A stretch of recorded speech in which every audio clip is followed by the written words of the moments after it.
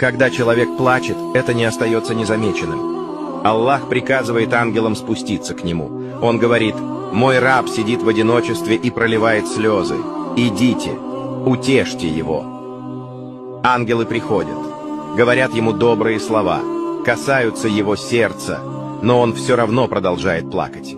Они возвращаются и говорят: «О Господь, мы старались, но его слезы не остановились».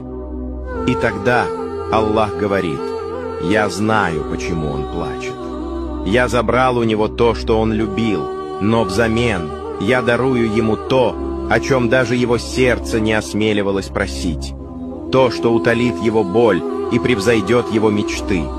И пусть он еще не знает, но уже идет к нему то, что принесет ему покой, потому что я тот, кто не забывает надеяться».